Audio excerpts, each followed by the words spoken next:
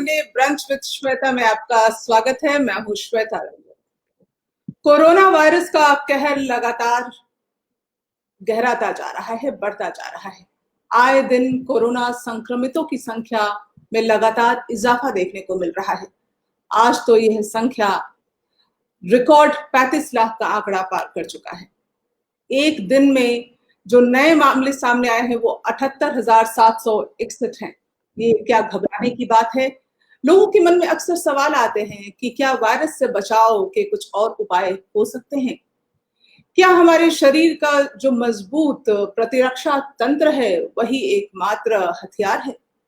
और इस मजबूत प्रतिरक्षा तंत्र को योग की सहायता से क्या हासिल किया जा सकता है? इस पर बातचीत करने के लिए हमारे साथ हैं अंतर्राष्ट्रीय ख्याति प्राप्त योग गुरु सुनील सिंह जी। उनका मैं स्वागत करना चाहूंगी अपने कार्यक्रम में। जी सुनील जी, नमस्कार श्वेता जी, कैसे हैं आप? कैसे हैं? आवाज आ रही है आप तक मेरी? I can't hear you Shweta ji जी जी। तो मैं पूछती थी आप कैसे हैं? हेलो जी Shweta ji, I can't hear you. हाँ बोलें बोलें। आप कैसे हैं ये पूछ रही थी। मैं आनंदित हूँ और सबसे पहले मैं हाथ जोड़ के क्षमा मांगता हूँ कि टेक्निकल रीजन के कारण मैं बहुत कोशिश कर रहा था, बट चलिए एनीवे। जी, आपकी तरफ शायद सिग्नल्स कमजोर है, कभी कभी वीडियो भी जो है वो उसकी क्वालिटी खराब हो रही है, बट एनीवेज हम बात करने की कोशिश करते हैं दर्शकों से। और जो दर्शक सवाल पूछना चाहते हैं वो लिख भेजिए, क्योंकि हम उन्हें कार्यक्रम में शामिल करेंगे। तो सुनील जी, सबसे पहले तो जो हमने एक आज का मुद्दा लिया है कि कोरोना या कोविड-19 और उसका प्रिवेंशन, बचाव, आपकी राय क्या है इस पर? सबसे पहले ये जानते हैं। जी, जैसे कि सभी लोग जानते हैं कि ये पेंडेमिक हो गया है और सारी दुनिया में बहुत बुरी तरह फैल रहा है। और निश्चित तौर पे जो आपने आंकड़ा बताया वो निसंदेह ये हमें बार बार बातें करता है कि ये वाकई एक बहुत ही वैसी बीमारी है जिससे हमें कोप अप करना है। इनफैक्ट अभी तक कोई मेडिसिन नहीं बनी है, बट योग ये कहता है कि अगर हम अपनी रोग प्रतिरोधक क्षमता को स्ट्रांग बना लें, यानी जिसको हम इम्यून सिस्टम कहते हैं, अगर हम स्ट्रांग बना लें तो हम काफ़ी हद तक इस जो समस्या या महामारी से अपने आप को बचाव कर सकते हैं, बचा सकते हैं। और योग और खान पान का, भारतीय मसाले कैसे हमें मदद करते हैं इस बीमारी से अपने आप को प्रिवेंशन बचाने में, वो सारी बातें जैसे जैसे प्रोग्राम आगे बढ़ेगा मैं आप सभी लोगों से शेयर करूँ। जी, तो इस वक्त हमारे साथ जुड़े हैं महेश केसर जी, लिखते हैं ओम जी। आपका कोई है तो आप लिख भेजिए। तो हम बढ़ते हैं आगे। आप एक जाने माने योग गुरु हैं और एक व्यक्ति के संपूर्ण विकास के लिए, उसकी होलिस्टिक वेल बीइंग के लिए योगा कितना कारगर साबित होगा? जी, संपूर्ण सर्वांगीण विकास, इन दोनों बातों पे जरूर मैं चर्चा करूंगा। कि देखिए, योग जो हमारी आपकी हमारे देश की योग आयुर्वेद ये धरोहर है। हमारे डीएनए में योग है। और योग हमें अगर आप सोचें कि शारीरिक रूप से हमारी मदद करता है, तो योग शारीरिक रूप से ही नहीं करता है हमारी मदद, शारीरिक, मानसिक और आध्यात्मिक रूप से हमारी मदद करता है जी। अष्टांग योग में पतंजलि ऋषि ने 8 लिम्स या 8 पायदान या 8 सीढ़ियां बताई थी कि किसी साधक अभ्यासी योगी को किस तरह से एक एक सीढ़ियों से चढ़ते हुए मोक्ष यानी परमपिता को जानने तक ये पायदान तय करने होंगे। उसमें पहला था यम, हमें मतलब समाज में कैसे रहना है। नियम मतलब व्यक्तिगत रूल्स, आसन, यम नियम आसन, प्राणायाम, प्रत्याहार, धारणा, ध्यान और समाधि। तो 8 लिम्स हैं। और जैसा मैंने कहा कि योग आप और मेरे डीएनए में है। हमने, हमारे पूर्वजों ने हजारों साल से हमारे देश में योग और आयुर्वेद की परंपरा को उन्होंने विकसित किया। और इसका सिर्फ मूलभूत सिद्धांत ये था कि योग जो था वो प्रिवेंशन था और आयुर्वेद क्योर था। तो इन दोनों का कॉम्बिनेशन करके आज भारतवर्ष में लोग योग और आयुर्वेद के माध्यम से अपने आप को स्वस्थ रख रहे हैं, शारीरिक, मानसिक और आध्यात्मिक रूप से। अब आपने मुझे ये पूछा कि योग का प्रैक्टिकली आप किसी भी अगर physical form of exercise, suppose for example अगर आप बास्केटबॉल खेलते हैं, तो बास्केटबॉल आपका क्या करता है? फिजिकल लेवल पे बास्केटबॉल आपके हार्ट को, लंग्स को, जी, कार्डियोवैस्कुलर सिस्टम को स्ट्रांग करता है और कुछ हद तक आपके जॉइंट्स को स्ट्रांग करता है इससे। और मैं समझता हूँ कि अगर बॉडी से पसीना आ रहा है तो आपके मानसिक रूप से भी काफी मदद करता है। लेकिन अगर आप योग को देखेंगी तो योग शारीरिक रूप से तो आपका विकास करता ही है, मानसिक रूप से भी करता है, और सबसे महत्वपूर्ण जो पहलू है वो है आध्यात्मिक रूप से। यहाँ पर मैं संदर्भ में ये कहना चाहूंगा, अध्यात्म का मतलब कि योग ये बताता मैं क्यों कौन हूँ, मेरा जीवन के प्रति क्या दृष्टिकोण है, मेरा अंतिम लक्ष्य क्या है। तो मैं समझता हूँ कि दुनिया की किसी भी विधाओं में ये सारी चीजों का समन्वय है नहीं, आप ढूंढ लें चाहे। जी जी, तो जैसे अगर एक व्यक्ति जो आप समझ लीजिए मैं ही हूँ वो, और जी जी वैसे मैं तरह तरह की एक्सरसाइज तो कर सकती हूँ, लेकिन अगर मैं योगा, मुझे थोड़ा जी पर्सनली मुझे थोड़ा बोरिंग लगता है। सो जी क्योंकि आप एक जगह बैठ के वो ध्यान लगाना, केंद्रित करना एक नए व्यक्ति के लिए बोरिंग हो सकता है, लेकिन जो लोग इसमें डूब जाते हैं, रम जाते हैं, उनके लिए ये एक लक्ष्य हासिल करने का या जर्नी टू द सोल आप कहिए वो होता है। जी जी तो आपने, जी जी क्षमा कीजिए, जी कैरी ऑन इसके लिए कीजिए। क्या करना चाहिए? मतलब अगर मैं चाहती हूँ, बहुत आकर्षित होती हूँ देखकर, चाहती हूँ कि जी करूँ, लेकिन ध्यान केंद्रित नहीं होता। बहुत अच्छी बात आपने पूछी। अब मैं आपको, सिंस आपने एक ऐसी बात कही कि योग बैठ के सिर्फ ध्यान ही केंद्रित करना होता, तो मैं आपको कुछ एक बातें इंटरनेशनल परिप्रेक्ष्य में बताना चाहता हूँ कि दुनिया में जो फिटनेस के लेवल होते हैं, उनका जो पैरामीटर्स होता है, मापदंड जो होता है, उसमें पहला होता है कि एंडोरेंस, दूसरा होता है फ्लेक्सिबिलिटी, तीसरा बैलेंस और चौथा स्ट्रेंथ। इस पैरामीटर से किसी भी हम व्यक्ति को फिट मानते हैं या किसी भी स्पोर्ट्स को। आपने बोला योग बैठ के, नहीं नहीं बिल्कुल आप इसको, ये मिथ है, योग बैठ के नहीं है। अब जो मैंने चारों पैरामीटर बताए मैं आपको बताता हूँ। एंडोरेंस में योग में सूर्य नमस्कार होता है जो डायनामिक होता है। इसमें हम डायनामिक आगे पीछे बैकवर्ड बेंडिंग करते हैं। आपको बड़ा ताज्जुब होगा कि यदि आप सूर्य नमस्कार करती हैं तो 12 अगर सूर्य नमस्कार के चक्रों को अगर आप कर लेती हैं, which will hardly take about, अगर आप बिगनर हैं 12 से 15 मिनट, और अगर आप प्रैक्टिशनर हैं तो 5 से 6 मिनट, एंड ये आपको एडवांटेज मिलेगा जो 4 किलोमीटर का आप वॉक करती हैं।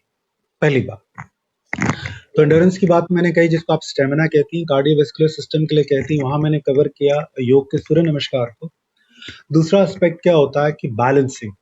योग में जितने आसन हैं, जिसमें वृक्ष आसन है, चलित ताड़ आसन है, त्रिकोण आसन है, ये सारे आसन बैलेंस करते हैं। तो दूसरा ये हो गया। तीसरा हमने कहा फ्लेक्सिबिलिटी। मैंने पैमाना, इंटरनेशनल पैमाने पे आपसे मैं बात कर रहा हूँ आदरणीय मैडम। तीसरा फ्लेक्सिबिलिटी। योग में जितने फॉरवर्ड बेंडिंग आसनास हैं, बैकवर्ड बेंडिंग आसनास हैं, वो हमारे स्पाइन से लेके हमारे पूरे सिस्टम की फ्लेक्सिबिलिटी करते हैं।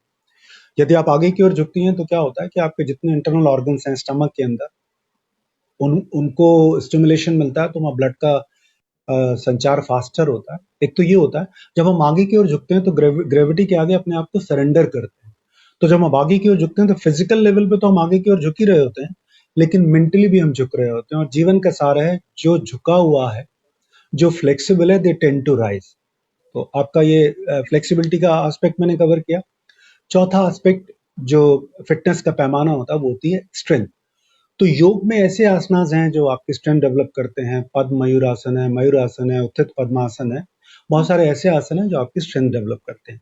अब ये चार तो इंटरनेशनल पैरामीटर को मैंने कवर कर लिया। अब जो मैं बातें बताऊंगा वो दुनिया के किसी भी गेम में, स्पोर्ट्स में नहीं है।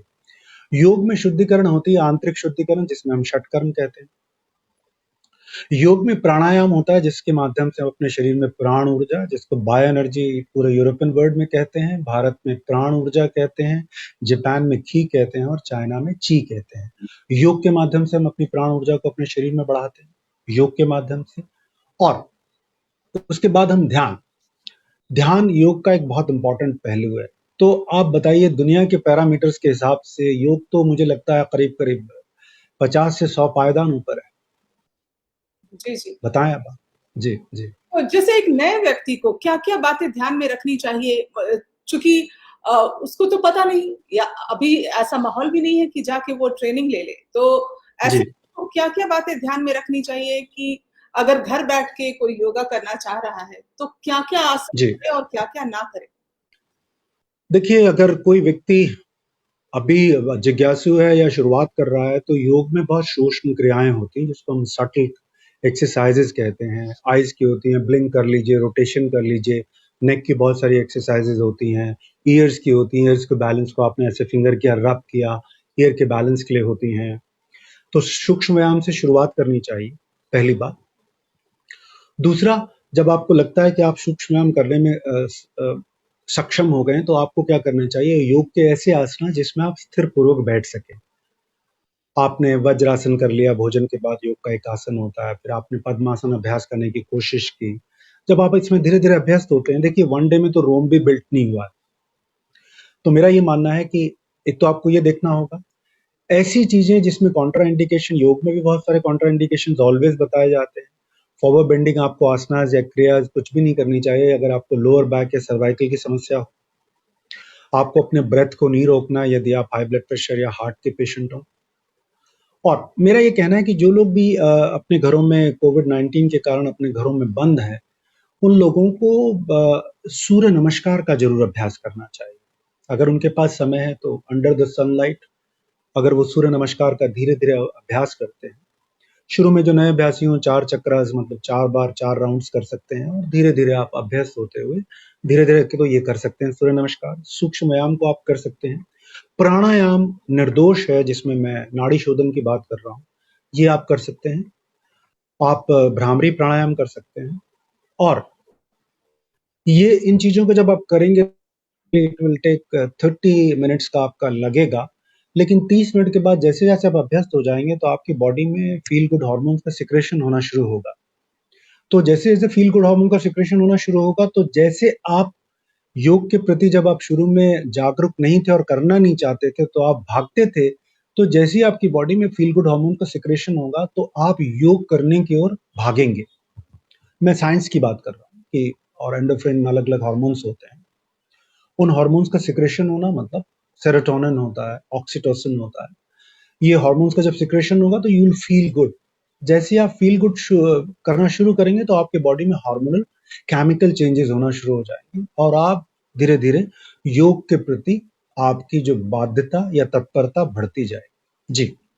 तो चूंकि अभी तो ये मुश्किल है कि मैं आपसे कहूं कि आप कुछ बेसिक आसन मुझे दिखा दीजिए, लेकिन अगर बैठे बैठे अगर आप हाँ स्थान पर ही कुछ प्राणायाम के ही मे बी सही हाँ। क्या क्या है, अगर कुछ ऐसा आप डिस्प्ले कर सके, कोई भी आसन जो तो कि जरूरी है ड्यूरिंग जी जी कोविड पैंडेमिक। जी जी जी जी जी। मैं देखिए कोविड-19 में बहुत अच्छी आपको एक प्राणायाम के बारे में बता देता हूँ, ये कैसे करना चाहिए। ये निर्दोष प्राणायाम है, निरापद है, मतलब कोई भी व्यक्ति कर सकता है, 8 साल से लेके 100 साल का व्यक्ति। इसमें आपको क्या करना होता है, देखिए जब भी हम प्राणायाम का अभ्यास करते हैं तो कमर गर्दन बिल्कुल सीधी रख लेते हैं, पहली बात तो ये है। दूसरा, ये योग में कहलाती है विष्णु मुद्रा। पहली दोनों फिंगर्स को आप मोड़ लीजिए, बाकी जो दोनों फिंगर्स हैं उनको स्ट्रेट रखिए, और जो आप थंब से अपने नॉस्ट्रल को यानी राइट नॉस्ट्रल को बंद रखिए, और लेफ्ट जो आपका हैंड होगा वो ज्ञान मुद्रा में होगा।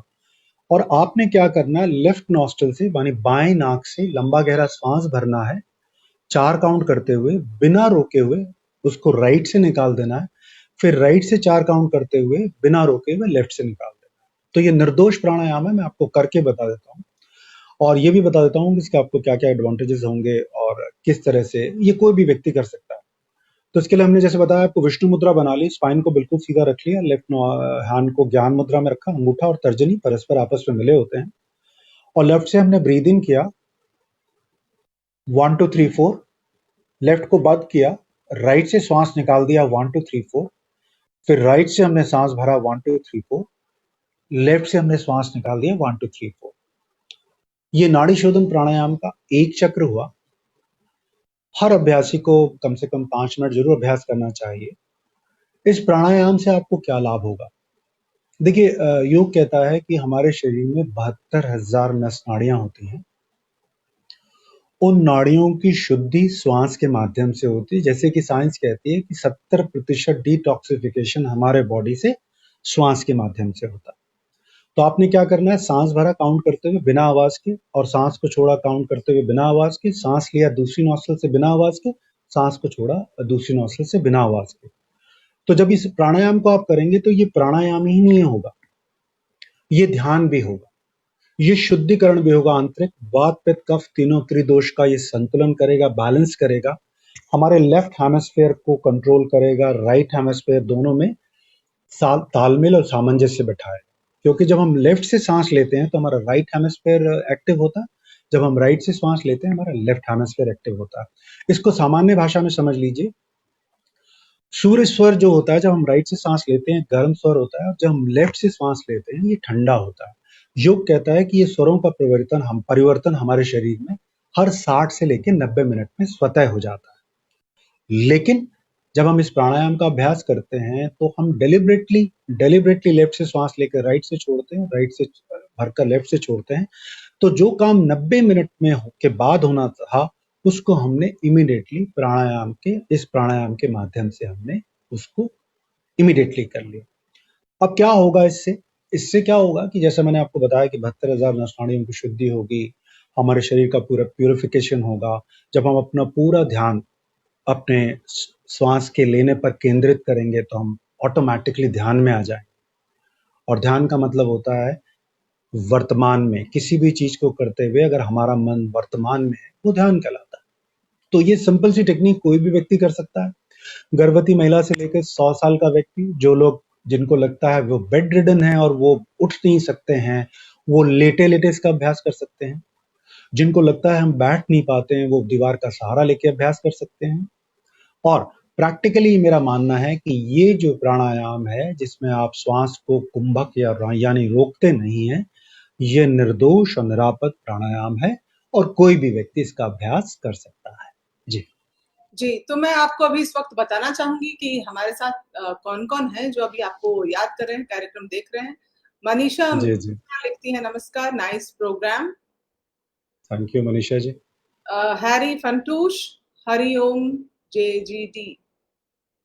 जी जी, हरिओम, जय गुरुदेव, वही से। थैंक यू हैरी जी।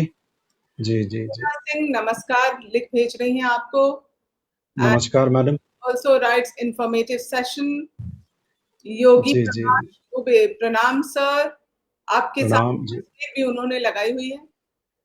जी जी जी, वो अन्यायी है। जी जी।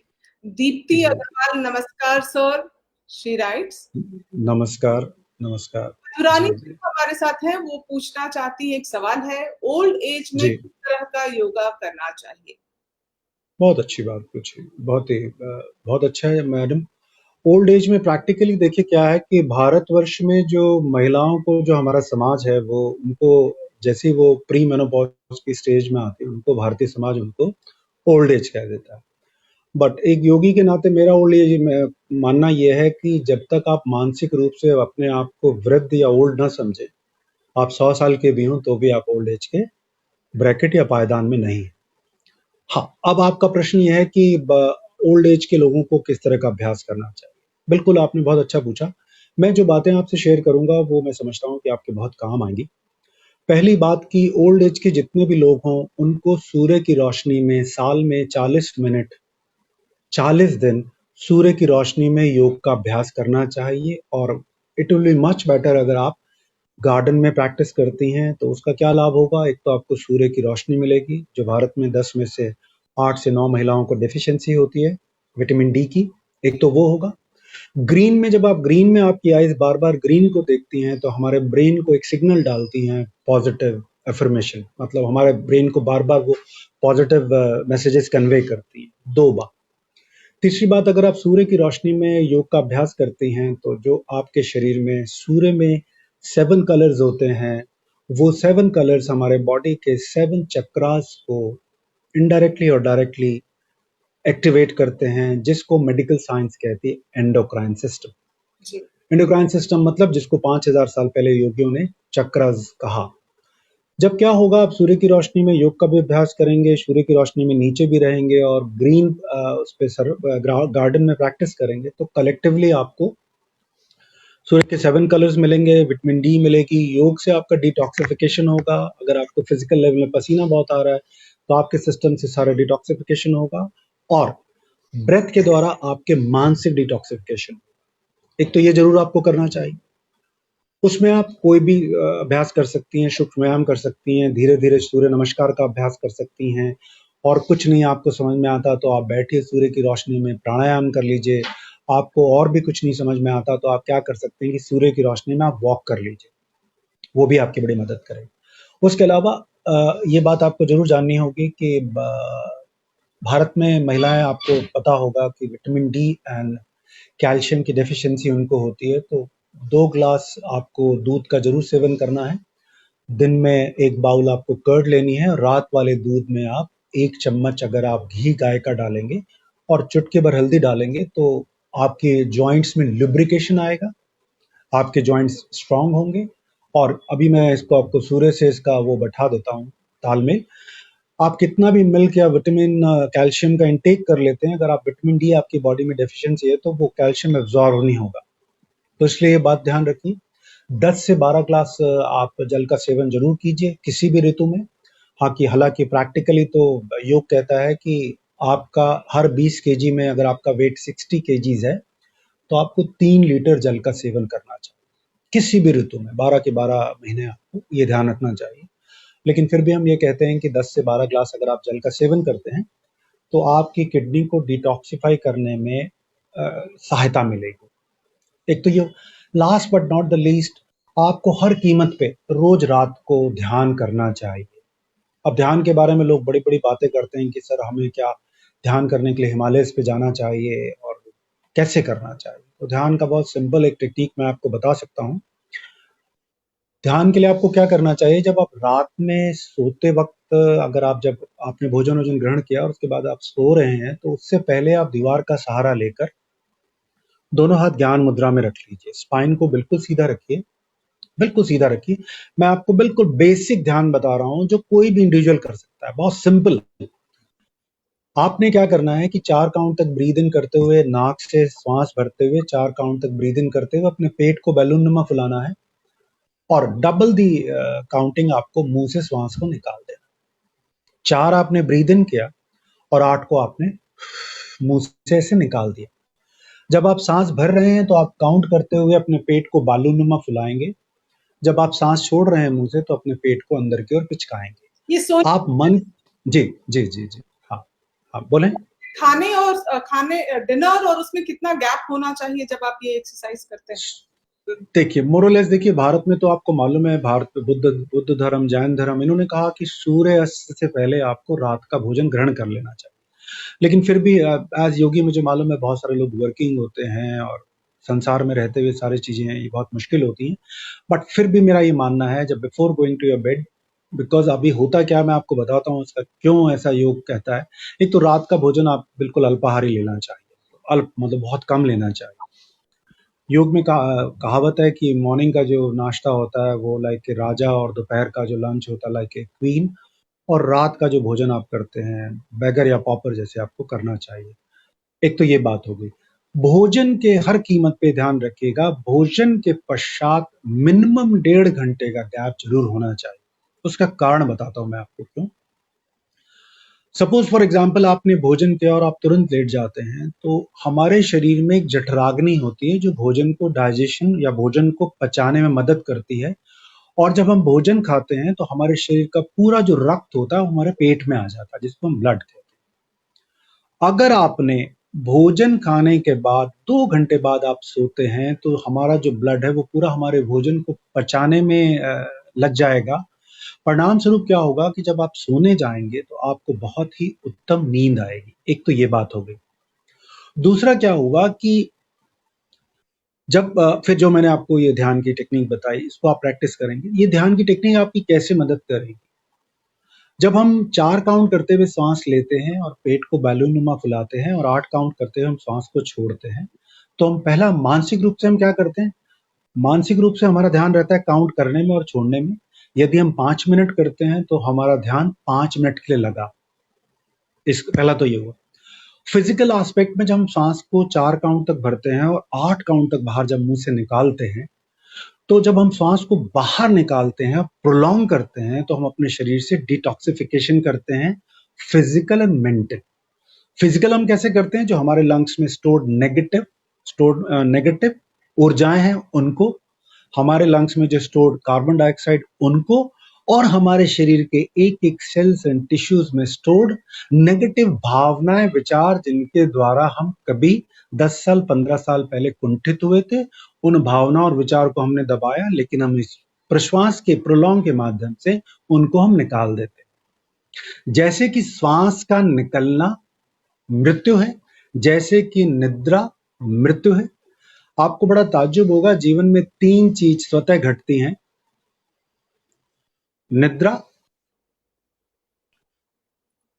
निद्रा स्वतः घटती है, आपको पता ही लगेगा निद्रा घट जाएगी। ध्यान और मौत, 3 चीज स्वतः घटती हैं। इनका कोई लॉजिक नहीं है, आप इसको किसी भी सूरत में नहीं कर सकते। बट कैसे इसमें मदद कर सकता है? सामाजिक परिवेश जहां हम रहते हैं। जब आप प्रोलॉन्ग एक्सिलेशन पे जब आप पूरा लंबा ध्यान देंगे, तो उससे क्या होगा कि जब आप मैकेनिज्म, जो आपके बॉडी का मैकेनिकल सिस्टम है, यंत्रवत या क्रमिक जो सिस्टम है, उसके बैरियर को आप तोड़ देते हैं। और जब आप एक्सिलेशन में पूरा लंबा ध्यान करेंगे तो क्या होगा? आप स्वतः मृत्यु को स्वीकार करते हैं। श्वास का बाहर निकल जाना मृत्यु है, स्वीकार करते हैं। तो जब इस ध्यान को करने के बाद जब आप सोएंगे रात में, यकीन मानिएगा एक छोटी मृत्यु होगी, एक ऐसी नींद होगी जिसकी आपने जीवन भर कभी कल्पना नहीं की है। और मैं आपको इस प्रोग्राम के माध्यम से कहना चाहता हूं, जो लोग भी अपने डायरी में लिख लें और अगर इस तरह से रोज अगर वो ध्यान करते हुए रात को सोते हैं, they will see how much they are change people in their life, physical, mentally, spiritually। उनको चीजों को देखने का परिप्रेक्ष्य बढ़ जाएगा। तो जो जी, लोग इंसोम्निया की प्रॉब्लम से ग्रसित है, उनके लिए एक कारगर उपाय है जो आप बता रहे हैं। 101% आप उनको जरूर बताइएगा, जो लोग चाहते हो। उसका मूल कारण ही यही है। जिन लोगों को अनिद्रा, इंसोम्निया की प्रॉब्लम होती है, उन्होंने चीजों को पकड़ा होता, और जब हम प्रोलॉन्ग सांस करते हैं, हम चीजों को छोड़ते हैं। और जीवन का टूट सत्य है, जिन चीजों को हम छोड़ देते हैं, वो हमारे सबकॉन्शियस माइंड से भी धीरे धीरे निकलना शुरू हो जाती हैं। ये वैसे ही है जैसे साइकोसोमैटिक इलनेस। कोई बीमारी आपके मस्तिष्क में आएगी, 45 दिन के बाद वो आपके शरीर में आएगी, और कोई बीमारी यदि आपके शरीर में है, 45 दिन बाद वो आपके मस्तिष्क में आएगी। तो इसको अगर ज़ेन की भाषा में आप कहेंगे, क्योंकि मैं बुद्धिज्म का फॉलोवर हूँ, ज़ेन की भाषा में जब हम ये प्रोलॉन्ग ब्रीद आउट करते हैं, that is called let go. जी, सो बेसिकली हमारे जीवन में जो भी हम महसूस करते हैं, कभी किसी की बात आपको बुरी लग गई, हम अक्सर दिल से बैठा के रख लेते हैं। सो हमें उसको छोड़ना है। अपने जी, शरीर को स्वस्थ, मन जी। को स्वस्थ रखने के लिए ये बहुत जरूरी है जो आप बता रहे हैं। और मैं एक आपको अच्छी और बात बताता हूँ, हालांकि लोगों को ताज्जुब होता है जब हम अपनी वो प्राण ऊर्जा और ध्यान वर्कशॉप में ये चीजें बताते हैं, तो लोगों को बड़ा ताज्जुब होता है। बिकॉज मैं 4 साल जापान भी रहा हूँ, तो मैं उन लोगों की बहुत सारी टेक्निक्स जानता हूँ, जो वो लोग अपने आप को डी स्ट्रेस करते हैं। देखिए, एक बहुत सिंपल टेक्निक है। जिन लोगों के जीवन में बहुत तनाव है, और ये प्रोग्राम अगर वो देख रहे हैं, उनके जीवन का तनाव बहुत जल्दी ठीक हो जाएगा। उसकी जो मैं उनको एक टेक्निक बताता हूँ। तनाव क्या, जो वर्तमान में हमें, उससे हम कुछ और होना चाहते हैं, और अतीत की जुगाली करते हैं। यही 2 चीजें हैं ना, और तनाव और तो कुछ है नहीं। और आपको बड़ा ताज्जुब होगा कि वर्तमान परिप्रेक्ष्य में तनाव के जो मूल 2 कारण हैं, अतीत की जुगाली करना, चाहे उसमें संबंध हो सकते हैं, आहत हो सकते हैं, प्रेम हो सकता है, वेदना हो सकती है, हम किसी से बिछड़ाव है अपने, तो हम क्या करते हैं, जब उसको हम स्टोर कर लेते हैं, तो वो धीरे धीरे क्या होता है, हमारे सबकॉन्शियस माइंड से स्टोर होने के अलावा वो हमारे बॉडी के सेल्स और टिश्यूज में भी जाके स्टोर हो जाता है, भावना। और अतीत के भविष्य के बारे में एक ऐसा वो करना जिसके बारे में हमें मालूम नहीं है, अनिश्चितता। इसका 2 ही तरीका है। एक कहावत है भारतीय उसमें कि जय विधि राखे राम तह विधि रहिए। यदि आप इसको मूल मंत्र बताते हैं, बना लेते हैं, तो काफी हद तक आपकी चीजें जो आपके लिए सहज हो जाती है। दूसरा, मैं आपको एक बहुत सिंपल एक ध्यान बता रहा हूँ। ये ध्यान हालांकि भारत में लोग नहीं करते हैं, उनको थोड़ा सा इसके बारे में कम जानकारी है, लेकिन मैं आपको बता देता हूँ। आप एक पिलो ले लीजिए और रोज एक 10 मिनट का एक शेड्यूल बनाइए। उस पिलो में हर आदमी के इंडिविजुअल जीवन में कोई ना कोई ऐसे लोग होते हैं उनसे प्रत्यक्ष या अप्रत्यक्ष रूप से आहत होते हैं। जी, फॉर एग्जाम्पल मैं बोलता हूँ कि सपोज पति पत्नी में बहुत आहत होते हैं एक दूसरे से, तो बहुत सारी बातें नहीं बोल पाते हैं। तो मेरा ये कहना है कि जो ध्यान मैं बताने जा रहा हूँ, आप एक पिलो ले लीजिए। For example, I have a problem with my wife. I am just sharing a simple example. I have a problem with my wife, या but since I can't. Sorry जी जी जी। बोल रही हूँ, आप इसको या तो हम वो पंचिंग बैग भी टांग के और उसको मार सकते हैं। हाँ, अब मैं यही बताने वाला हूँ, आपको पंचिंग बैग भी टांगना नहीं पड़ेगा। पंचिंग बैग जब आप टांगेंगे ना तो लोगों को पता लग जाएगा। अब जो मैं आपको बताऊंगा उसमें कुछ नहीं करना होगा। आप एक पिलो लेंगी और अपने रूम को बंद कर लेंगी या बंद कर लेंगे। 10 मिनट में जिस व्यक्ति को आप सबसे ज्यादा हेट करते हैं, अपने हाथों से उस पिलो को आप बीट करेंगे। पिलो को लगातार बीट करेंगे, हर रोज 10 मिनट करते जाएंगे। मेरा ये दावा है इस प्रोग्राम के माध्यम से, 7 डेज अगर आप इस क्रिया को कर लेते हैं, 70 मिनट इन ए वीक, आपको पता लगेगा कि आपने आपके सबकॉन्शियस माइंड से इतनी सारी जिन चीजों की आप जुगाली करती थी, आपने बाहर निकाल दी। क्लासिकल सिंगर्स के आप अपने पोर्टल से बहुत सारे वो करती हैं, इंटरव्यूज करती हैं। जो भी प्लेयर्स होते हैं, जो लोग फिंगर से प्ले करते हैं या संगीत के माध्यम से जो लोग अपने विचारों को निकालते हैं, वो नित्य प्रतिदिन अपनी जो उनके शरीर में दबी कुंठित भावनाएं, विचार होते हैं, वो उसके माध्यम से निकाल लेते हैं।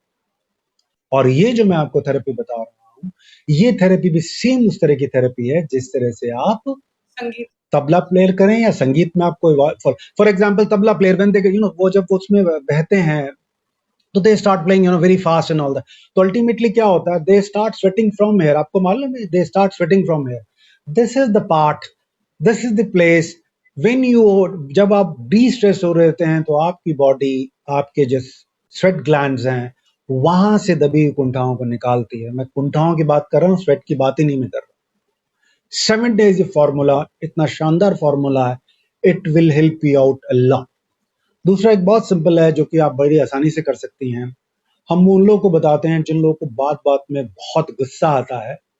आप एक कैनवस बॉल ले लीजिए दोनों हाथों में। कैनवस एक ड्रिल है, बेसिकली ड्रिल है। कैनवस बॉल ले लीजिए दोनों हाथों में और उनको दबाना शुरू कीजिए। Suppose for example, I hate somebody और आई डोंट लाइक समबडी और I dislike someone, what I am going to do it. मेरा क्या होता है कि I want to kill that person, I want to hit that person, I want to bang that person. यही होता है feeling. हमने क्या ये बॉल लिया और विचार किया, I am that killing that person, I am just hitting that person with the ball. जैसे जैसे अब बॉल पे आपकी ग्रिप स्ट्रांग होना शुरू होती जाएगी, वैसे वैसे दबी हुई कुंठाएं, दबे हुए विचार, दमित भाव, वो इस बॉल के बॉल पर फिंगर्स के माध्यम से निकल आए। You are not harming anybody. दोनों क्रियाएं इतनी मददगार होंगी जिसकी आपने कल्पना नहीं की हो। जी जी। तो एक आप ने जिक्र किया कि पसीने निकलने लगते हैं। सो जी कई बार मैंने देखा है, मैंने महसूस किया, कई लोगों को पसीने बिल्कुल नहीं आते, हाँ, किन्हीं को बहुत उसका ज्यादा आते हैं, किन्हीं को बहुत जी ज्यादा। सो हाँ, देखिए, जी जी, जी जी, बोले बोले जी। और शरीर मतलब ये एक नॉर्मल सी चीज है या कहीं ना कहीं ये शरीर के अंदर पल रहे किसी रोग इससे भी ताल्लुक रखता है? नहीं नहीं, देखिए देखिए, पसीना ना आना बीमारी है, पसीना बहुत आना वो भी बीमारी है। अब मैं दोनों के लिए बता देता हूँ।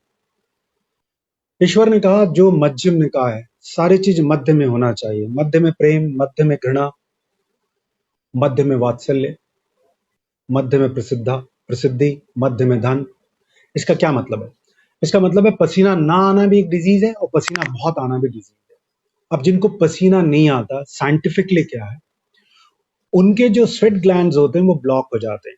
वो कभी भी अपने बॉडी को सैचुरेशन पॉइंट पे नहीं लाते हैं अपनी लाइफ में जिससे उनको स्वेट आए।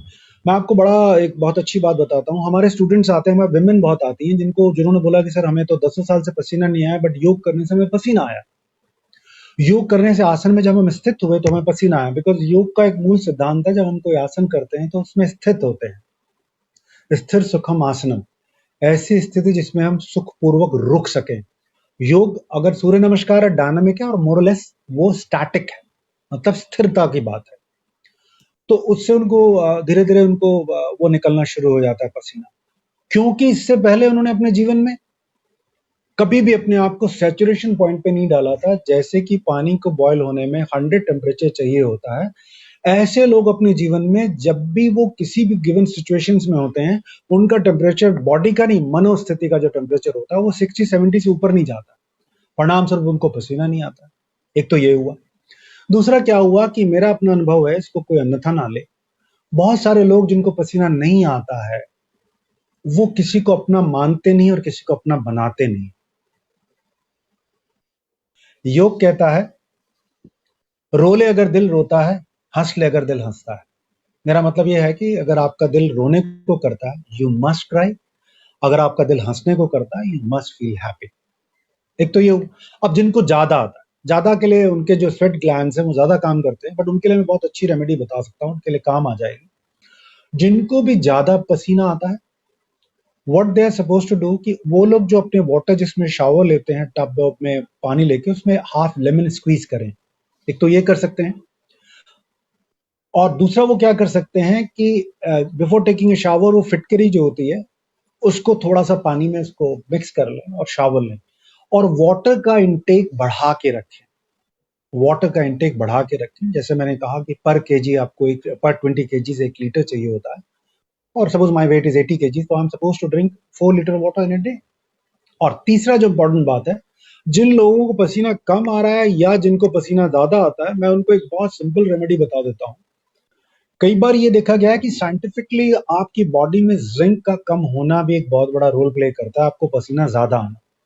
तो आप कॉपर के बर्तन में ओवरनाइट पानी रख लीजिए और लकड़ी के वुडन उस पर रख लीजिए, डाइनिंग टेबल पर रख लीजिए, ऐसी जगह रख लीजिए, उसको ढक लीजिए।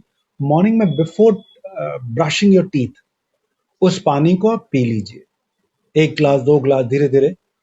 उसके बाद आप ब्रश करें या कुछ उसके बाद आप करना चाहें, उससे आप कर सकते हैं। तो उससे आपको क्या लाभ होगा? मॉर्निंग में जो आपका स्लाइवा होता है वो अल्कलाइन होता है। अल्कलाइन का प्रैक्टिकली क्या है, वो स्लाइवा हमारे शरीर में जाएगा तो हमारे शरीर में एक पीएच लेवल होता है, एसिडिक और अल्कलाइन। 80% हमारी बॉडी का जो लेवल होना चाहिए वो अल्कलाइन होना चाहिए और 20% एसिडिक होना चाहिए। अगर इनमें इस रेशियो में कहीं भी गड़बड़ हो जाएगी तो अगर 70-30 हुआ तो आप बीमार होना शुरू हो जाएंगे, 40-60 हुआ तो आप 50-50 हुआ तो आप बीमार आजीवन रहेंगे।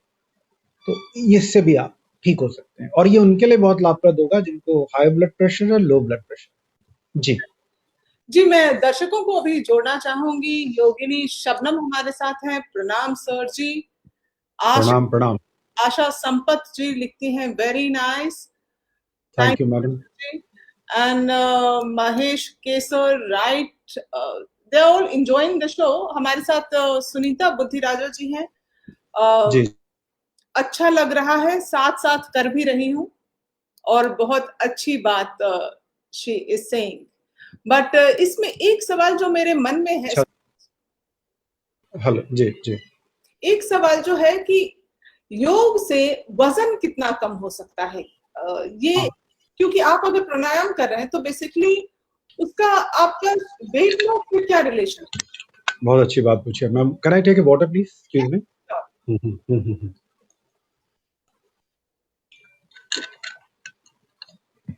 श्वेता जी, एक तो सबसे बड़ी बात है कि सारे भारत में कुछ लोगों ने मिथ फैलाया हुआ है कि योग से आपका जो वेट है वो लूज नहीं हो सकता है। तो आज ये पूरे मिथ को मैं क्लियर करूंगा जिससे लोगों को समझ में आए कि योग से या प्राणायाम से कैसे हमारा वेट कम हो सकता है। देखिए, वेट कम करने में जो रोल प्ले करते हैं वो बहुत सारी चीजें रोल प्ले करती हैं। वेट कम होने में जेनेटिक रीजन होता है, आपका स्ट्रेस का लेवल कितना है, 2 रीजन है। बॉडी में कैल्शियम का क्या लेवल है, आप ऊपर से कौन कौन सी मेडिसिन ले रही हैं, आपका फिजिकल लेवल क्या है, सेडेंटरी लाइफस्टाइल जी, ये इंटरनेट कनेक्शन का इशू है। सुनील जी, आपकी आवाज नहीं आ रही ले है। रहती है। जी जी जी। हेलो। हाँ, वेट मैनेजमेंट में योग कैसे मदद करता है? देखिए, वेट मैनेजमेंट क्या कहती है साइंस, अगर इनपुट ज्यादा है और आउटपुट कम है तो ऑटोमेटिकली जो इनपुट ज्यादा होगा वो धीरे धीरे आपकी बॉडी इसको फैट में कन्वर्ट करेगी, स्टोर कर लेगी। जहां जहां विमेन के हिप्स में होता है, पेट में होता है और पीछे और थाइज में होता है। पुरुषों के स्टमक, पॉट बेली हो जाती है। तो अगर आपका इंटेक फॉर एग्जांपल, अगर मेरी बॉडी को रोज चाहिए 2000 कैलोरीज, भारत में क्या होता है जब हम भोजन खाने जाते हैं रेस्टोरेंट में, तो राइट साइड के मेनू में हम प्राइस देखते हैं, चीज थोड़ा देखते हैं। लेकिन जब हम कोई चीज खाना खाते हैं, कभी ये नहीं जानने की कोशिश करते हैं कि हम कितनी कैलोरीज हम इसका इंटेक कर रहे हैं। तो जो सबसे पहली बात क्या करनी है स्मार्टली, आपका अगर आपको लगता है कि मुझे रोज का मेरा कैलोरीज का इंटेक 2000 है, तो आप कैसे अपने वेट को रिड्यूस कर सकते हैं? तो मैं आपको बहुत सिंपल एक टेक्निक बताऊंगा। आप अपनी कैलोरीज के इंटेक को नहीं 2000 से करके आप 1600 कर लीजिए। सनसेट होने से पहले, सनसेट में आपका जो मेटाबॉलिज्म होता है वो स्लगिश हो जाता है। वेट मैनेजमेंट में आपका मेटाबॉलिज्म का बहुत बड़ा रोल होता है। योग कैसे रोल प्ले कर सकता है मैं बता देता हूं आपको। आपने देखा होगा कि बहुत सारे पार्कों में जो महिलाएं होती हैं 20 साल से एक पेस से वॉक कर रही होती हैं, और उनका 20 साल से 2 ग्राम भी वेट कम नहीं हुआ होता है। जी। लेकिन आप कहेंगी वो तो वॉक कर रही हैं। बिल्कुल आपने अच्छी बात की, वो बिल्कुल वॉक कर रही हैं। प्रॉब्लम क्या है कि weight management is a science. अब ये कैसी साइंस है? अगर वो रोज वो 2 किलोमीटर वॉक करती हैं, 5 किलोमीटर वॉक करती हैं और 2000 कैलोरी लेती हैं और 20 साल तक वॉक करती हैं, तो वो उनका वेट 2 ग्राम भी कम नहीं होगा। साइंस ये कहती है अगर वो रोज वॉक करती हैं और अपने कैलोरीज के इंटेक को 300-400 कम कर देती हैं, रात का भोजन हल्का करती हैं, लिक्विड डाइट करती हैं, once in a week fasting करती हैं और अपने थायराइड और पैराथाइरोइड ग्लैंड को एक्टिवेट कर लेती हैं योग की मुद्राओं के माध्यम से। जैसे ही थायराइड और पैराथाइरोइड ग्लैंड एक्टिवेट होगा, वैसे ही हमारा जो मेटाबॉलिज्म है बॉडी का हाई हो जाएगा। बॉडी का जितना मेटाबॉलिज्म हाई होगा, बॉडी उतना ज्यादा भोजन को उसमें ऊर्जा में कन्वर्ट करेगी, वो उसको फैट में डिपॉजिट नहीं करेगी। मेटाबॉलिज्म कैसे हाई होगा? अगर आप निरंतर वॉक करते हैं तो उससे मेटाबॉलिज्म थोड़ा हाई होगा। आप फुटबॉल खेलती हैं उससे मेटाबॉलिज्म थोड़ा हो जाएगा, कुछ एक्सटेंट तक हाई होगा, लेकिन वैसे नहीं होगा। योग की क्रियाओं के द्वारा थायराइड में पैराथाइरोइड ग्लैंड को जब हम एक्टिवेट करते हैं, उन क्रियाओं के द्वारा, मुद्राओं के द्वारा, बंद के द्वारा हमारा मेटाबॉलिज्म हाई होता है और हम सिस्टमैटिकली अपनी कैलोरीज के इंटेक को कम कर रहे हैं, रात का भोजन अर्ली कर रहे हैं। सनसेट से पहले सूर्य जब उदय हो जाए तो हमारी जठराग्नि प्रदीप्त होती है। यदि हम लोहा भी खा लें डाइजेस्ट कर सकते हैं। जैसे जैसे सूर्य अस्त की ओर होना शुरू होता है, हमारा मेटाबॉलिज्म स्लगिश हो जाता है, स्लो हो जाता है, हमारे सारे ऑर्गन धीरे धीरे स्लो हो जाते हैं। इसीलिए 5000 साल पहले हमारे समाज में 2500 साल पहले बुद्ध ने और महावीर जी ने बोला था कि रात का जो भोजन है सूर्य अस्त से पहले ले लेना चाहिए। कितने बड़े वो लोग साइंटिस्ट। अब योग में क्रियाएं होती हैं सिंपल। जो लोग अपना वेट रिड्यूस करना चाहते हैं मैं उनको बता सकता हूँ, इसमें बड़े आसान क्रियाएं होती हैं। हमारा थायराइड एंड पैराथाइरोइड ग्लैंड यहाँ पर होता है, और भारत में जो भी महिला का या पुरुष का वेट बढ़ा हुआ है उसका मूल कारण जो है वो दो होता है, जेनेटिक और दूसरा थायराइड एंड पैराथाइरोइड ग्लैंड का प्रॉपरली फंक्शन नहीं करना। इसके लिए हम क्या कर सकते हैं? आप सिंपल अपने 3 फिंगर्स लीजिए, ये वाले पोर्शन की आ करते हुए मसाज कीजिए। कैसे करते हैं मैं 10 सेकंड आपको बता देता हूँ। आ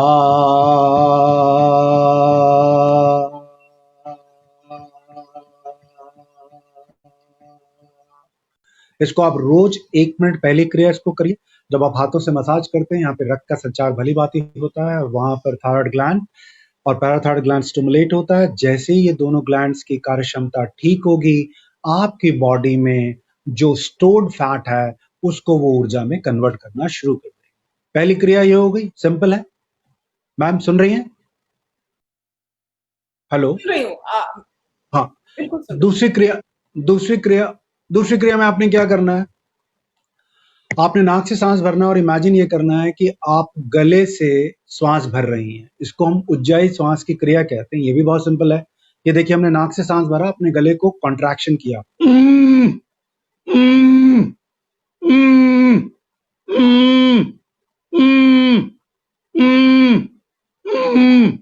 इसको भी आपको 1 मिनट करना है। जब आप गले का कॉन्ट्रैक्शन करती हैं तो उसमें क्या होता है, ब्लड का सर्कुलेशन कम हो जाता है। जैसे ही आप छोड़ती हैं, ब्लड का सर्कुलेशन फास्टर होता है और जो वो छोटा सा ग्लैंड है जो वो धीरे धीरे काम करना शुरू हो जाता है। ये 2 क्रियाएं हो सकती हैं।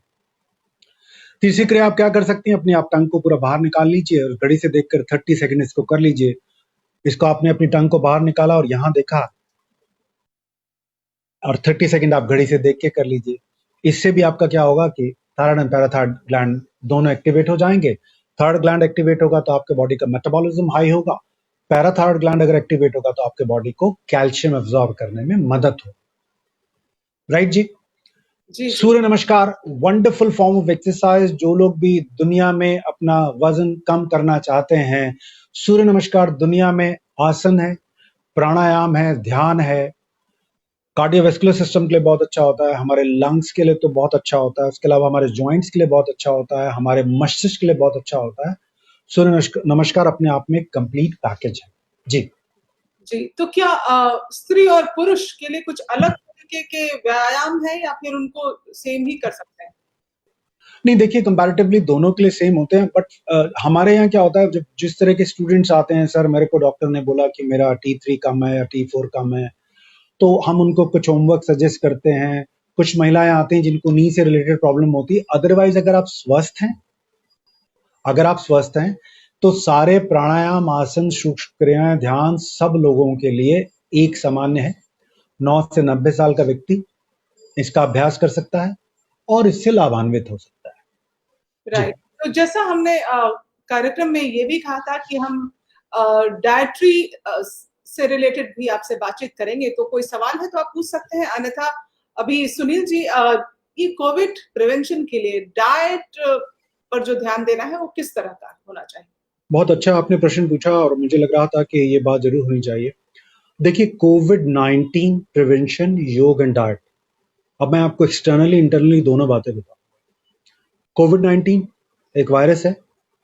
इस वायरस से वो लोग काउंटर नहीं कर पाते हैं, या इस वायरस से वो लोग बीमार हो जाते हैं जिन लोगों की रोग प्रतिरोधक क्षमता कम होती है। रोग प्रतिरोधक क्षमता का कम होने का बहुत बड़ा कारण क्या होता है? आप तनाव में रहते हैं, आपको नींद ना आना, कम जल का सेवन लेना, स्वच्छ नहीं रहना, शराब, धूम्रपान करना, नेगेटिव थॉट्स, विटामिन सी कम लेना, बॉडी से डिटॉक्सिफिकेशन हम कम होना, वीकली आपको फास्टिंग ना करना। और जब ये सारी चीजें, और किसी फिजिकल फॉर्म ऑफ एक्सरसाइज नहीं करना, जब ये सारी चीजें कलेक्टिवली जुड़ जाती हैं तो आपकी धीरे धीरे रोग प्रतिरोधक क्षमता कम होना शुरू हो जाती है। अब मैं क्या कहता हूं, कोविड-19 से यदि कोई इंडिविजुअल अपने आप को बचाना चाहता है, बिकॉज आज कोविड-19 आया, एक साल बाद कुछ और आएगा, तो अगर आपकी रोग प्रतिरोधक क्षमता स्ट्रांग रहेगी तो आप किसी से भी काउंटर कर पाएंगे। हालांकि अभी एक आई डोंट नो, मैंने कोई इंटरव्यू सुना है, उसमें किसी ने बोला कि भारत में करीब करीब 30 करोड़ से ऊपर लोगों को कोविड-19 हुआ होगा और उनको पता ही लगा और वो ठीक हो गए, अपने आप ऑटोमेटिकली ठीक हो गए। जी, असिम्प्टोमेटिक पेशेंट्स हैं जिन्होंने टेस्ट नहीं भी कराए हो सकते हैं, कई जो कैरियर तो है ही। तो जी, और मैं आपको बताता हूं कि मेरे पास इसका बहुत शानदार फॉर्मूला है। हालांकि मैं बहुत पहले चाहता था, ये बात सारे भारतवर्ष में जानी चाहिए। कोई भी वायरस या कोई भी जीवाणु, कीटाणु, उसके जो द्वार होते हैं वो कहां से हमारी बॉडी में एंटर करता है? हमारे दोनों नाक के छिद्रों से, हमारे मुंह से, हमारे आंख से, हमारे कान से, हमारे सर से, हमारी त्वचा से, यहीं से आता है। एक्सटर्नली हम कैसे इसको अपने आप को काउंटर कर सकते हैं, ये मैं बताऊंगा इस प्रोग्राम के माध्यम से, जो बहुत सरल है और कोई भी व्यक्ति इसको कर सकता है। पहली बात, आप क्या करिए कि 2 लीटर पानी कर लीजिए, उस गर्म करने के लिए रख लीजिए, उसमें 2 से 3 चम्मच आप नमक डाल दीजिए, और जब वो पूरा बॉयल हो जाता है, जब भी आप बाहर जा रहे हैं, इस नमक वाले पानी को लीजिए, थोड़ा ठंडा हो जाए, जहां जहां आपका शरीर एक्सपोज कर रहा है वहां वहां लगा लीजिए और बाहर चले जाइए। आपको सैनिटाइजर की जरूरत नहीं है, क्योंकि सॉल्ट के संपर्क में आना कोई भी वायरस जो है वो जी नहीं पाता है। बहुत सिंपल है, आपको सैनिटाइजर बाय करने की जरूरत नहीं है, होममेड मैं आपको थेरेपी बता रहा हूं। दूसरा क्या करना है कि जो आप सरसों का ऑयल ले लीजिए, 2-2 बूंद दोनों नाक में, 2-2 बूंद दोनों कानों में, और इस तरह से एक एक बूंद अपनी आंखों के सामने इस तरह से लगा लीजिए, और आधा चम्मच रोज सरसों का तेल अपने मुंह में 5 से लेके 10 मिनट तक आप उसको गुंडूच कहते हैं योग में, मुंह में रख लीजिए, और उसके बाद उसको आप वॉश बेसिन में थूक दीजिए। उससे क्या होगा कि जो वायरस आपके मुंह में, जो वायरस होंगे, वो ऑयल या गुंडूच थेरेपी के माध्यम से, जो आपने सरसों का ऑयल ले रखा है, वो जब आप मुंह 5 से 7 मिनट अपने मुंह में रखेंगे तो वो व्हाइट हो जाएगा, येलो की जगह।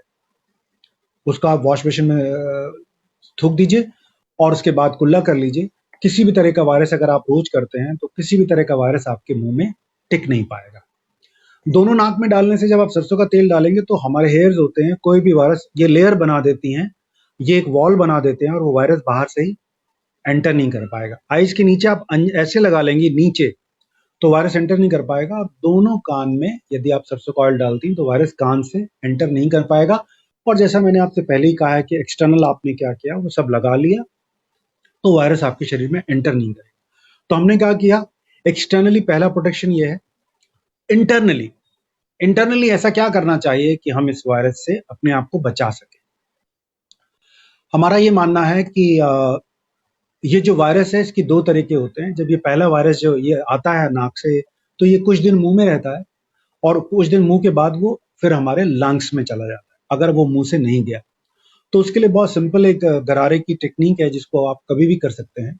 जब भी आपको लगता हो कि आपका गला में कोई प्रॉब्लम है तो आपने क्या करना है, 1.5 से 2 ग्लास पानी ले लेना है। उसमें बाजार से आपको मेथी पाउडर मिल जाएगा।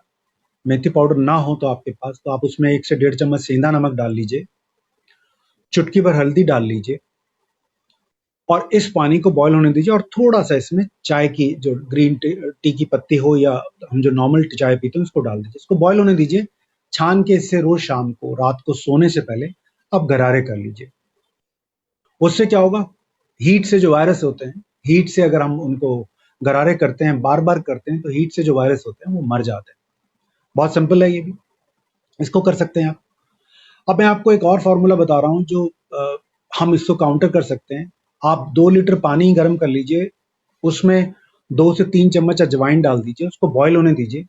उसके बाद आप टॉवल लेके अपने मुंह को, उसको स्टीम जो है नाक से और मुंह से उस स्टीम को लीजिए।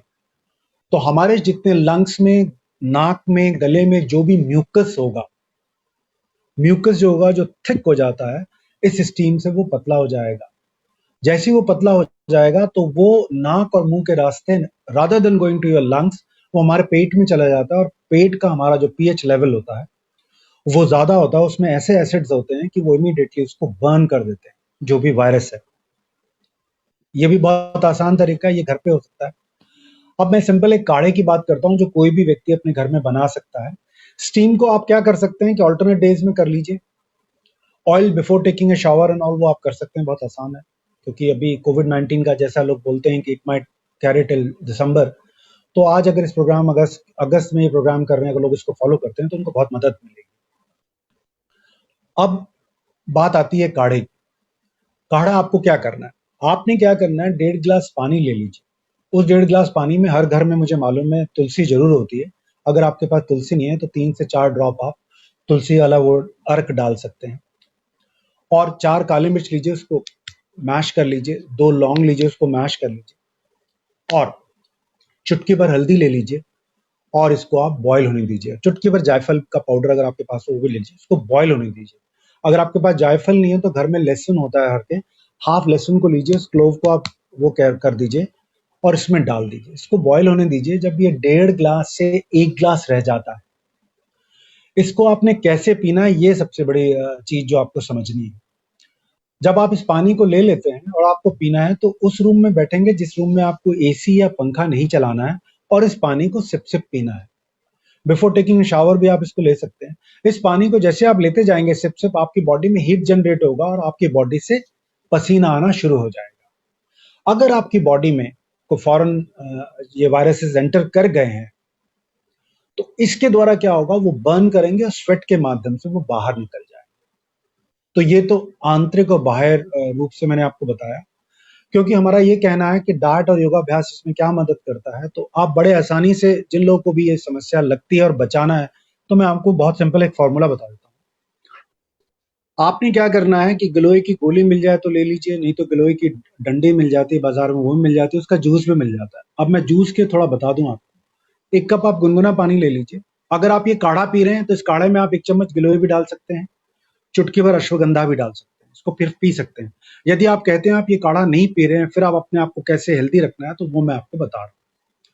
इसमें आपने क्या करना है कि 1 चम्मच आपने आंवला पाउडर या 1 चम्मच आंवले का जूस, 1 चम्मच गिलोय, इनको आप किसी भी पानी में मिला लीजिए और इसको नित्य प्रतिदिन सुबेरे और शाम को पीजिए बिना नागा।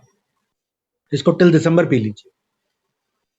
टिल दिसंबर पीने से, और वो जो काढ़ा को वंस इन मतलब 2 डेज में एक बार, वंस इन 2 डेज कर लीजिए। और ये जो मैंने बताया इसको आप निरंतर लीजिए। स्टीम जो है ये 2 डेज में एक बार कर लीजिए। तो जो भी म्यूकस होगा आपके गले में, नाक में, लंग्स में, वो मेल्ट कर कर वो धीरे धीरे निकल जाएगा।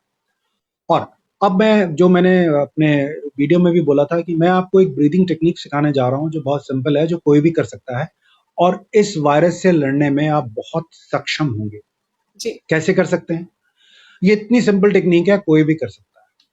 अगर आपके घर में कॉटन है तो आप लेफ्ट नॉस्ट्रिल को कॉटन से बंद कर लीजिए। कॉटन लिया, फॉर एग्जाम्पल कॉटन लिया, लेफ्ट नॉस्ट्रिल को आपने बंद कर लिया, कॉटन लगा दिया।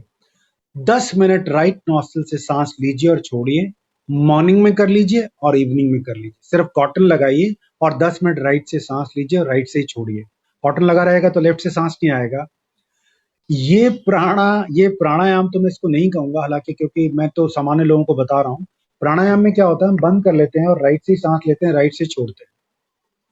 या सूर्यवेदी प्राणायाम में क्या करते हैं, राइट से सांस लेते हैं और लेफ्ट से छोड़ देते हैं।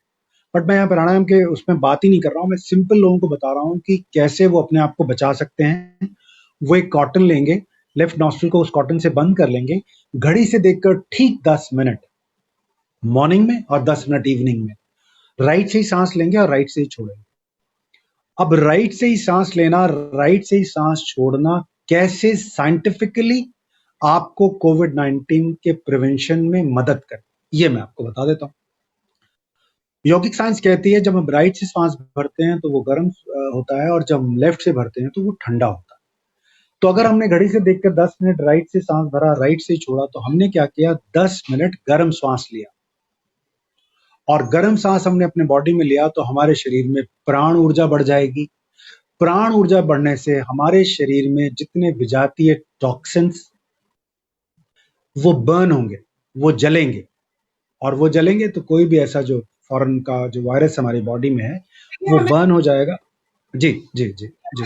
लेफ्ट नॉस्ट्रिल को बंद करके करना है या दोनों तरफ से हमें रिपीट करना है? नहीं, लेफ्ट नॉस्ट्रिल को दोबारा सुन लीजिए, एक बार एक्सप्लेन कर लेता हूँ। ऐसे कॉटन लिया, लेफ्ट नॉस्ट्रिल को परमानेंट आपने बंद कर दिया, बस ये बंद है। राइट से ही सांस लिया, राइट से ही छोड़ा, राइट से ही सांस लिया, राइट से ही छोड़ा। मैं समझता हूँ आप समझ गए होंगे सब लोग। जी जी। ये कोई भी कर सकता है, बीमार व्यक्ति भी कर सकता है, बेडरिडन भी कर सकता है। आप 8 साल के बच्चे को, 100 साल के व्यक्ति, किसी को भी करा सकते हैं। ये जो ब्रीदिंग टेक्निक है ये उनकी इतनी मदद करेगी जिसकी आपने कल्पना नहीं की हो।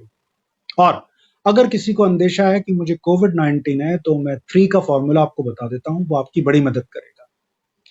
कोविड-19 में 3 चीजें जो होती हैं वो असहज हो जाती हैं अगर आपको नाक से स्मेल आना बंद हो जाए।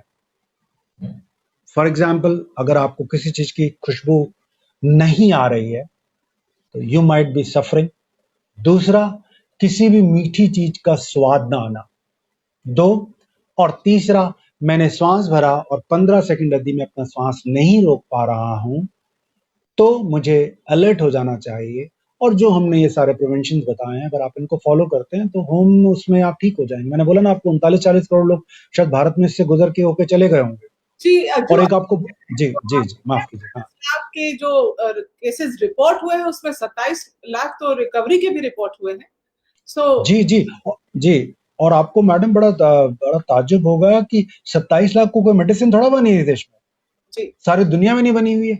तो उन्होंने फिर क्या किया, उन लोगों ने जब कुछ पेशेंट से जब हमने पूछा उनसे कि what you are doing basically, तो उन्होंने बताया कि साहब हमको वो काढ़ा पिलाते थे, धूप में बैठाते थे, और लाफ्टर थेरेपीज के वो प्रोग्राम्स वहां दिखाते थे। टीवी के प्रोग्राम उन्होंने बनाए हुए थे जो जिसमें हम हंसते थे, देखते थे। और सबसे इंपॉर्टेंट बात जो उन्होंने कही थी, उन्होंने कहा वो दिन भर हमें विटामिन सी, सिट्रिक फूड्स देते थे, फ्रूट्स देते थे, क्षमा कीजिएगा, वो देते थे उनको। तो हम तो आपको कह ही रहे हैं कि जो लोग आंवला दिन भर 1 चम्मच आंवला लेते हैं और ग्लो साथ में लेते हैं तो उनको तो ये समस्या होगी नहीं कभी। दोनों ही हमारे इम्यून के लिए बहुत अच्छे हैं, दोनों ही हमारे खून को पतला करते हैं, दोनों ही जो हमारे शरीर में म्यूकस होता है उसको मेल्ट करके हमारे स्टमक में डालते हैं। स्टमक का जो लेवल होता है पीएच वो बहुत वो होता है, वो एसिडिक होता है, तो वहां पर जो चीजें बर्न हो जाती हैं। तो दवा तो बनी नहीं, आपको पता ही है जी। तो सुनील जी, चूंकि वक्त हो चला है तो मैं यहाँ आपसे इजाजत लेना चाहूंगी, और जो दर्शक जुड़े हैं उनसे अनुरोध करती हूँ कि आप कृपया नेशनल खबर के पेज को लाइक करें, ताकि आप इस तरह के कार्यक्रम हमारे साथ देख सकें। और आज शाम हमारे साथ जुड़ेंगी Archita Bhattacharya and she is a renowned vocalist. आप इनके साथ जुड़ सकते हैं, इस कार्यक्रम को देख सकते हैं, शाम 7 बजे इन्हें सुन सकते हैं। लेकिन मैं अभी कार्यक्रम के माध्यम से ही एक अनुरोध आपसे ये करती हूँ सुनील जी, कि एक जो पहलू रह गया है वो ये है कि हमने बच्चों के लिए बात नहीं की, चूंकि उनके आइज पर, खास तौर पे एडल्ट्स के आइज पर भी है, एक बहुत बड़ा स्ट्रेस है। तो जी मैं चाहती हूँ इस पर हम एक सेशन जल्द ही लेकर आए, उसमें आपकी मदद की जरूरत होगी। तो एक हम ऐसा कुछ जी प्लान कर सकते हैं ताकि हम उस कार्यक्रम में बच्चों के ऊपर खास तौर पे बात कर सकें। हाँ, बिल्कुल कर सकते हैं, इसमें कोई दुविधा नहीं होगी। भविष्य में ज़रूर अगर समय परमिट करेगा और तो ज़रूर करेंगे। जी और thank you very much Shweta ji, आपने हमें बुलाया और एक बार पुनः क्षमा मांगता हूँ कि टेक्निकली कारण हम थोड़ा डिले हो गए थे। अरे नहीं, बस कई चीजें हमारे हाथ में नहीं होती, बस होनी होती हैं, हो जाती हैं। सो जी, जी, जी, जी, तो जी, हमारे हाथ जी, में है, सिग्नल्स हमारे हाथ में है। जी, So, जी, जी, तो इतना इंफॉर्मेटिव सेशन रहा आपके साथ, मुझे लगता है कि ये जरूर सबको मदद करेगा, और जिन तक भी ये पहुंच रहा है, नहीं पहुंच रहा है तो आप इसको पहुंचाइए, ताकि लोग जी, सके अपनी बचाव खुद कर सके। सबसे जो भी बचाव का जो कारगर तरीका है वो आपके खुद के हाथ में है।